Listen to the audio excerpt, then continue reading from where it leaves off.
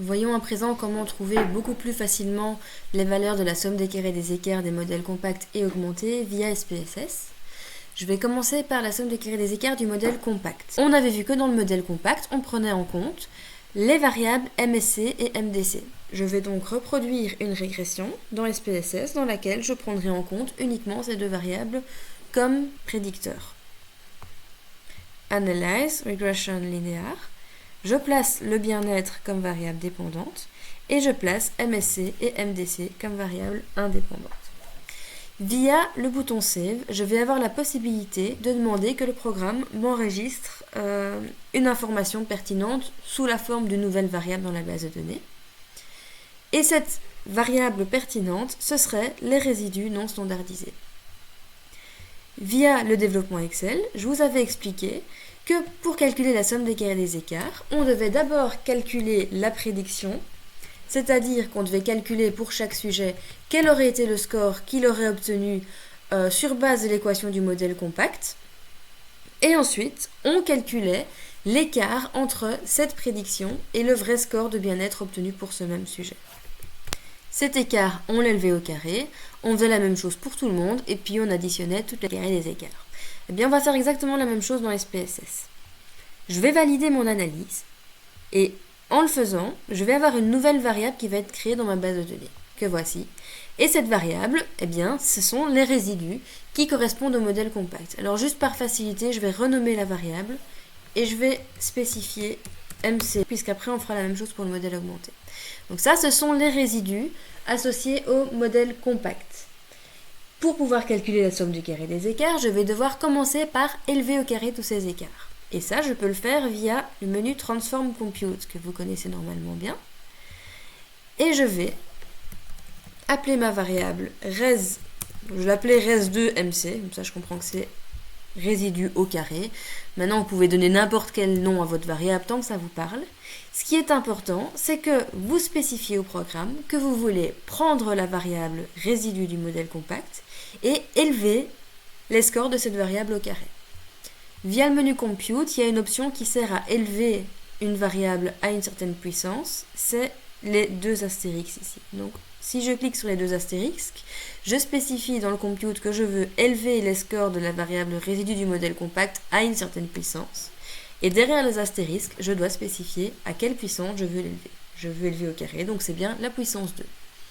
Alors maintenant, si jamais vous avez du mal à vous rappeler de cette écriture, vous savez aussi qu'un nombre élevé au carré, c'est un nombre multiplié par lui-même. Et donc, vous pouvez très bien écrire score des résidus du modèle compact multiplié par les scores du résidu du modèle compact. Ça revient exactement au même que la notation que j'ai donnée précédemment. Je valide l'analyse et je vais voir une nouvelle variable dans ma base de données, voilà ici, qui correspond à tous mes résidus au carré. Ça correspond à la colonne carré des écarts que j'avais obtenu via Excel tout à l'heure. Voilà, j'ai pas exactement les mêmes valeurs pour des questions d'arrondi, mais on voit qu'il y a un certain rapprochement. Pour le premier sujet, j'avais 912 via Excel, ici j'obtiens 918. Et maintenant, tout ce qui me reste à faire, puisque je connais tous les carrés des écarts du modèle compact, c'est de calculer la somme de tous ces carrés des écarts. Et ça, je peux le faire via les descriptifs. Alors, il y a plusieurs manières différentes de le faire. Moi, j'aime bien personnellement le menu Frequencies, donc Analyze Descriptive Frequencies. Je spécifie que je veux calculer des descriptifs pour la variable résidu au carré du modèle compact. Et dans les statistiques, je vais m'assurer que la somme de la variable soit bien calculée. En Central Tendency, je coche la somme, Continue, OK. Et je vois ici apparaître la somme 2406,04 qui correspond donc à la somme du carré des écarts du modèle compact. Et je peux faire exactement la même chose pour le modèle augmenté. Je vais retourner dans le menu de la régression.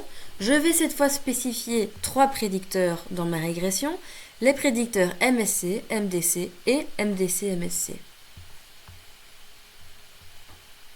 Je vais dans ma régression, je spécifie un 3e prédicteur qui est MSC-MDC.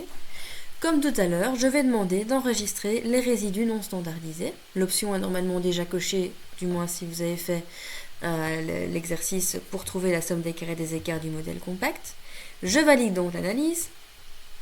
À nouveau, j'ai une nouvelle variable qui va être créée dans ma base de données. Et cette fois, les résidus correspondent aux résidus du modèle augmenté puisque j'ai pris en compte le terme de l'interaction. Comme tout à l'heure, maintenant que je connais les écarts entre le vrai score de bien-être de chaque sujet et la prédiction faite pour ces sujets, je vais dans le menu Transform Compute et je vais spécifier que je veux élever au carré ces écarts. N'oubliez surtout pas de renommer la variable, donc spécifiez bien qu'il s'agit du carré des résidus obtenus via l'équation du modèle augmenté. Je valide l'analyse. Voilà ma nouvelle variable créée. Je n'ai plus qu'à aller dans Descriptive Frequencies et de demander la somme de cette variable. Alors je vais laisser en fait le carré du modèle compact, comme ça j'aurai dans une seule et même sortie la somme qui correspondra à la somme des carrés des écarts du modèle compact et celle qui correspondra au modèle augmenté. Donc je valide l'analyse. Et voilà les deux valeurs qui apparaissent ici. La somme du carré des écarts du modèle compact vaut 2406 et la somme du carré des écarts du modèle augmenté vaut 1078.